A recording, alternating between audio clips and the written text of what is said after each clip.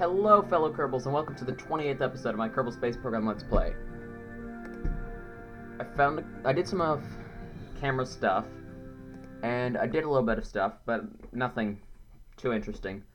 I didn't make any money or anything, but I'm going to show you what I did, and then I accepted a contract, and we will do that.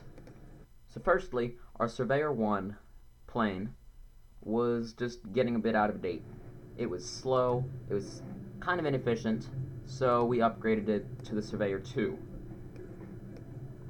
Okay, so I'll show you the differences. Well, there's some obvious differences, of course.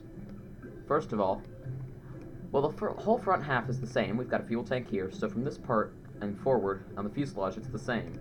Then we have a structural piece just to add length, because we need extra length, because we made it bigger. And then we have a tail fin. That's the same, only it's the same as the other one, only these fins were lowered slightly so that they don't get hit by the air coming off of here, which technically is not necessary in Kerbal, but I like it because I like it to be realistic. The things that changed a lot were our wings got lengthened. They were down here, we moved them up, got rid of the nacelles, and made big ones out here, and we gave it the big engines. So these ones, they can do things. Also, they have thrust reversers. See that? That panel opening?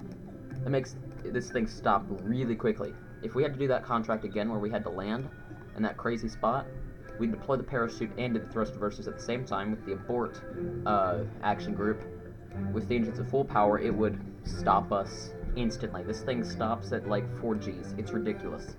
It could go from like 100 meters per second to 0 in about 4 seconds. So it's pretty crazy. Also, it has more flaps. These flaps we will never use because they're clipping. They're just there to keep the wing length the same. I mean, yeah, the width. They're just there for decoration.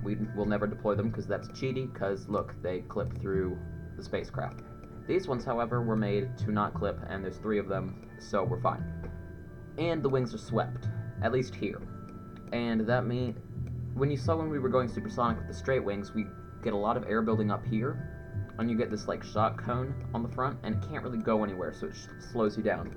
With swept wings, the shock cone is allowed to slip down and then off the leading edge. Not leading edge, wingtip. Like right here. So that increases speed, so we'll be able to go faster with less drag. So that's great. So that's that. And then the other thing is, well, I've got to start somewhere else. So to do well in this game, you have to think ahead. When you accept a contract, you need to think, what can I do with the thing that I'm launching later on to do it better?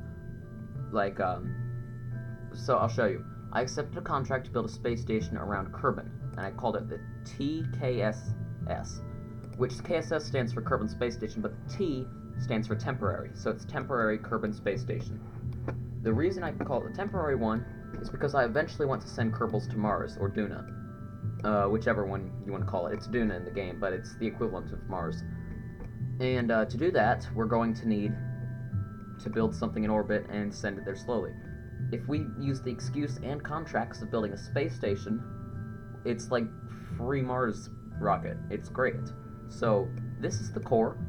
It will go into orbit, and I'll show you. It's interesting. So we're gonna launch it, and first of all, do we want it crewed? Do we want a crew on board? Let's send Disa. No, Billy Bobbled. He can go and sit in space for a while. Billy Bobbled, you go in there. Save that. And then we will launch it. I want it to have a crew. Just for now. Poor, Nada, sitting in Minmus Station. She'll get a friend soon. We'll send her up a friend. Alright, so I've tested this rocket too. It flies quite well. Look at Billy Bobbled. First of all, SAS on. He's in the cupola, so he's seeing right now the inside of the fairing. That's why he's got this weird thing here. The cupola's a really cool cockpit. It's got some really funny messages in it too. Unfortunately, oh, here it is. P.S. I ate all the snacks, I think. Okay, that's hard to tell. There's one message in here that says, is this it right here? Nope. There's one message in here that says avoid rolling to the left or all the screws will come undone, which is, of course, unrealistic. It doesn't work like that. But yeah. It's pretty funny.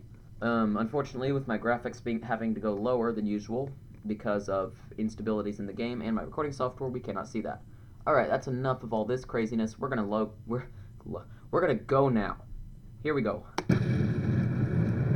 This rocket is a little trickier to fly with this huge fairing. It doesn't like, it doesn't like to go straight. And I'll show you a bit of the launch, but after we like jettison some of the things, it gets quite dull. Alright, we're already going very fast, so we're going to throttle back, because we don't need to be speeding up so quickly. There we go. Now we're accelerating at a nice, decent speed. Sorry. Okay, so I'm going to turn slightly. Not too much, though, because it'll flip. It's a little bit unstable with that huge fairing. Even though it has fins, yeah. I should probably give it bigger fins, but that would look terrible. And everything must look nice. That's one of my rules. It's probably my downfall, but things have to look nice. They have to. There's no point in building something in any video game if it doesn't look nice, in my opinion. I'm a weirdo. But yeah, that's just my opinion on things. I'm gonna let us slow down so that we can fall over slightly on our side. Well, that sounded bad. Not fall over, but, you know, roll over more easily. Come on, turn. Turn, rocket. It's not turning. Come on, turn.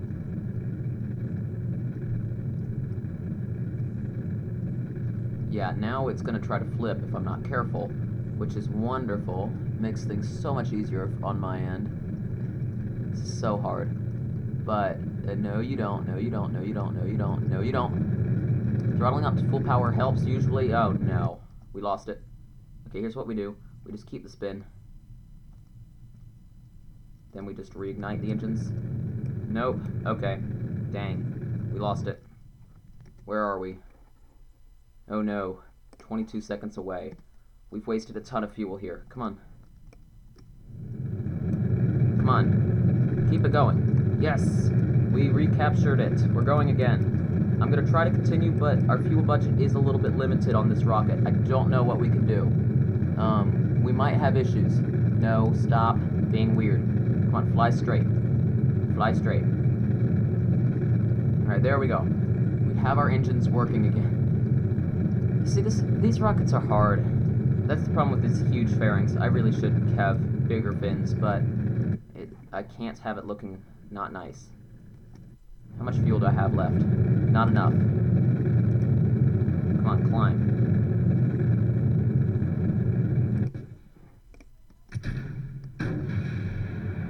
It always does that. That's annoying. No, you don't. No, you don't. RCS on. How high up are we going? I think we're gonna fall back into the atmosphere. I'm not sure.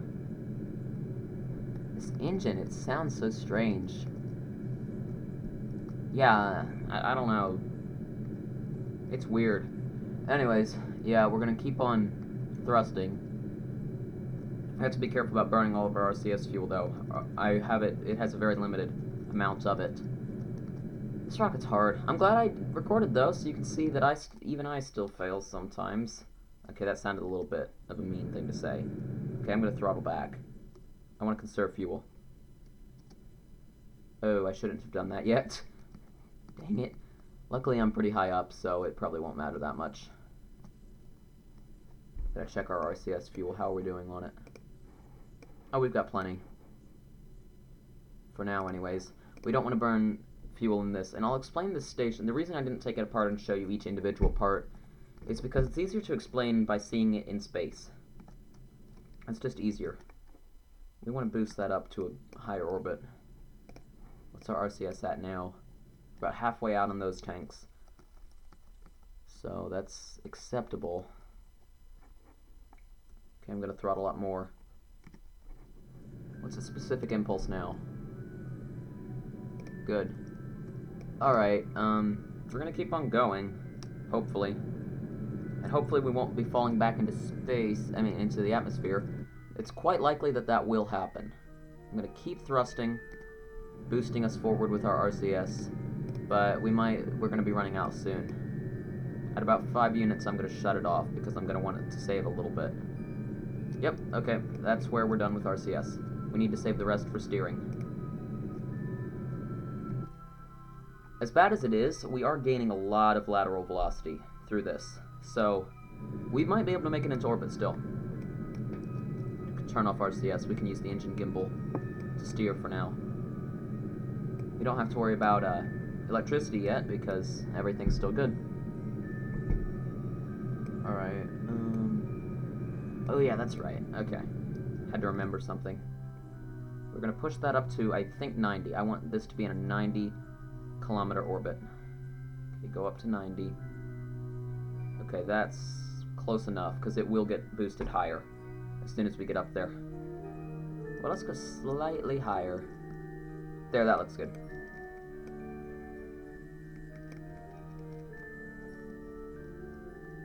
Alright, we can't really steer without RCS. That's fine. Okay, we're 32 seconds away. RCS on. SAS off, because we don't want it canceling our momentum. Not yet. RCS off. Okay, and engine on. SAS now. Seeing that gets boosted higher up. Gonna let that get a little bit higher because I want to get it just right. I am a perfectionist, yes. I like things to be perfect. Or as perfect as I can possibly get it. You have to accept sometimes that you can't always get everything perfect. In fact, I don't even know if it's possible to get anything perfect in the slightest. It might be, though. Ah, no. I was not paying attention there. And I lost track. That's what I get for talking. But it's hard. Okay. Next step, we need to deploy solar panels. Extend panels. Extend panels. Extend panels. And extend panels. Okay, there we go. I'm surprised that we have so much fuel left over. I'm gonna eject the stage though, we don't want it. Okay, we need to get this down to 90. There, 89 by 90. It's close enough. It's close enough. Well, I want that to be at least. Oh, I'm getting a call. Hang on. Let me pause the recording really quick. Because I'm getting a call. Hang on.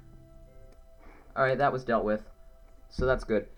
Okay, so now what? We're in a good stable orbit. Good enough anyways. RCS, how are we doing on that? Very low. We need a little bit left on this stage. So, first step is going to be, oh yeah, I want to spin it around because we want this to boost it upwards, not downwards. Just slightly. Well, ooh, that's a theory. Okay, if we point it straight up away from the planet, it'll push this down and this up. So, we will effectively get better stuff. If I use my physics time accelerating, that'll help turn. So yeah, that's how we're going to eject it. A little bit forward, I think, though. Yeah, kind of like this, and that's where we'll eject it. Alright, but before we eject that stage, there's a few things we've got to do. Okay, first step, turn that on. Okay, does that thing have antennas? Yes, I'm going to deactivate one of them. I'm going to activate the other one. Good, that's operational. With this one, we're going to activate it and target. Which one can we target? We'll target not the one. We can't target the one. The 5 is not busy, it appears. So, yeah, we're gonna use the 5 because it's not busy right now. That's our data probe, yeah. So we will target the 5 because that's the one that's closest right now. Target the 5. Let's switch to the 5. We're gonna target that. I probably should have quick saved, but whatever. You're operational. 4. You're operational. Mission control. Oh. Okay, I'm gonna have to try something here actually. So we can't target the 4, it's busy. I'm almost wishing I had more dishes on them, but 4 is already quite ridiculous enough, and we don't need more money spent. Okay, let's deactivate that. Let's see what we can do here. If I activate these, I'm gonna quick save. This is just a test. However, we might use it. Okay, more people texting. Okay, we're going to activate the omnidirectional one. I'm wondering if I can communicate with this stage while we're gone. So it has one active, so we're going to decouple. Can we switch to it and can we use it?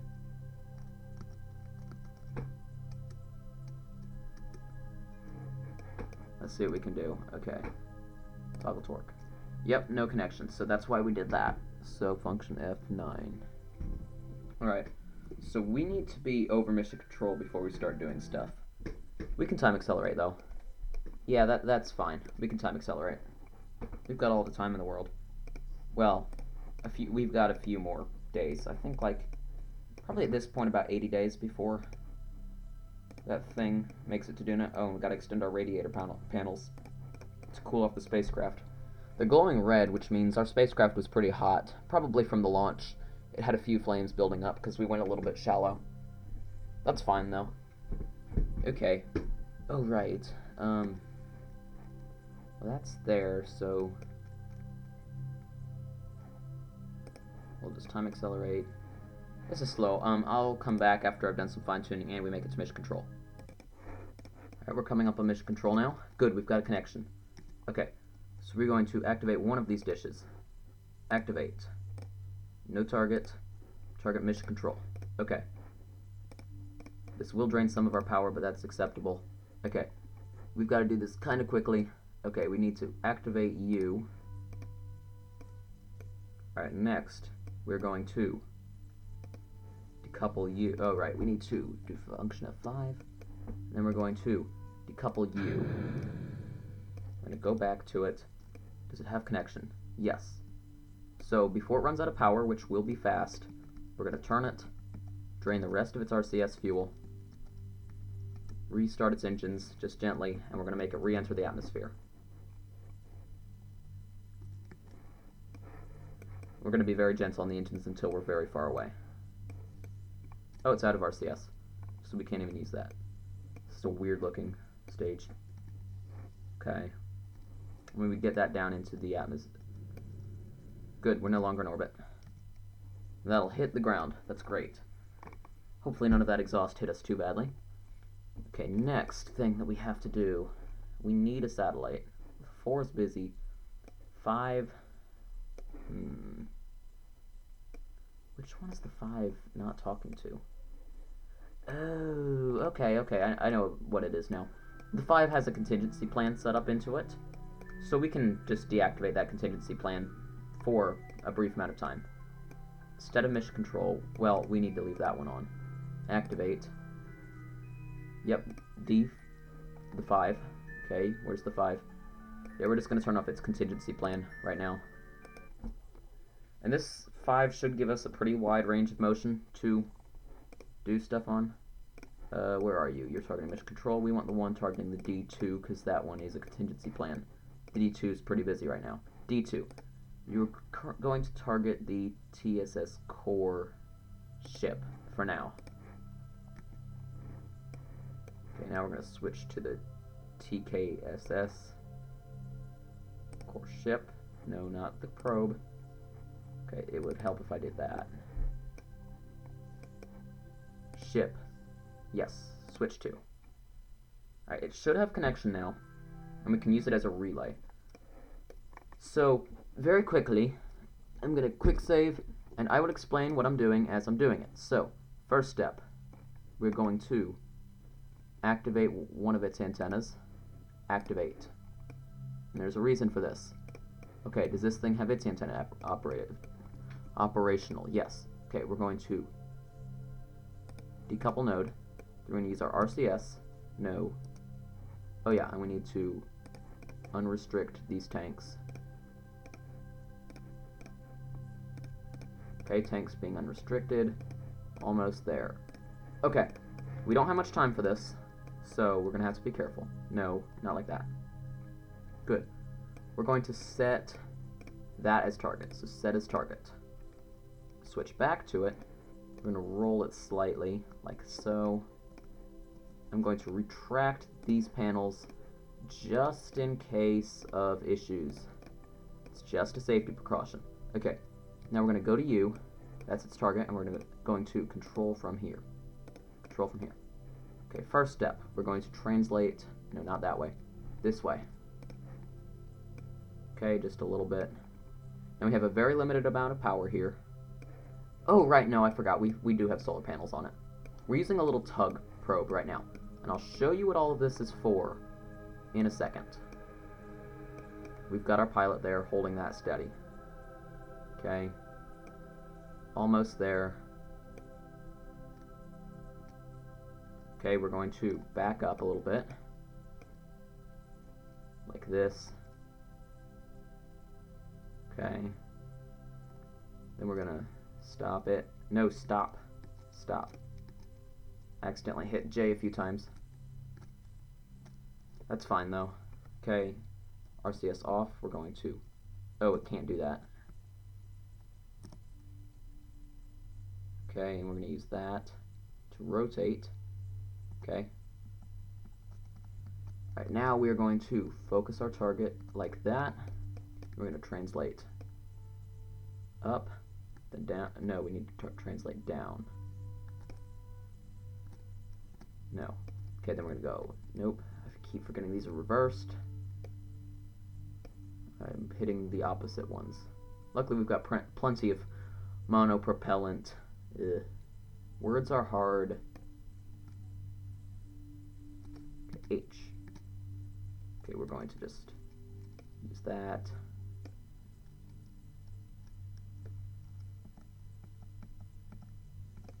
Okay, we need to translate that way slightly. Okay. What else? We need to translate up. You've got to constantly move around when you're doing this. I'm sorry, this is a little bit dull, but it's interesting to see this. And I will explain everything soon enough. I've never had to do this before while talking to people. I knew that would happen.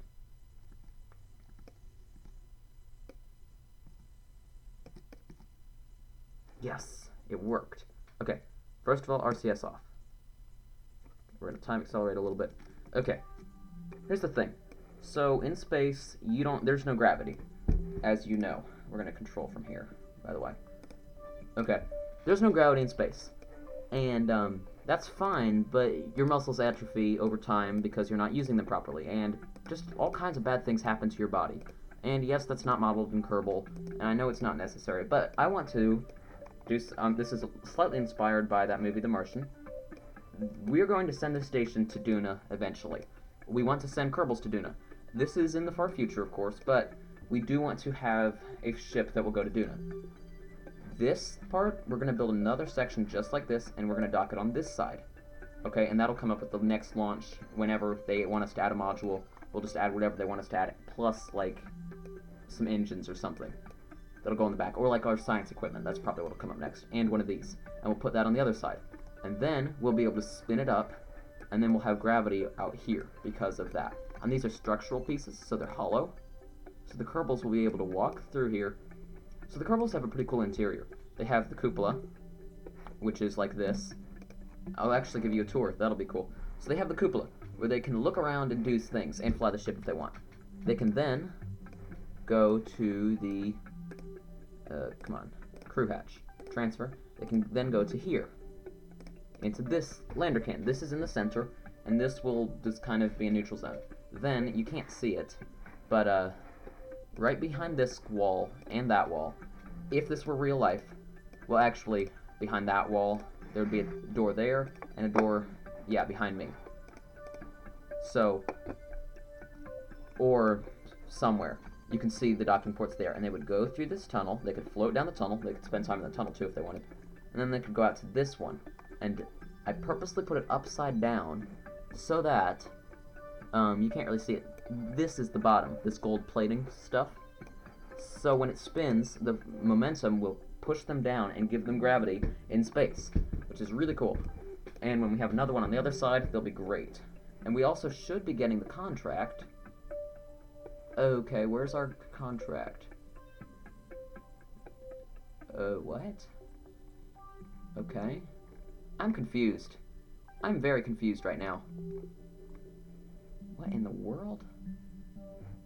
Oh, okay.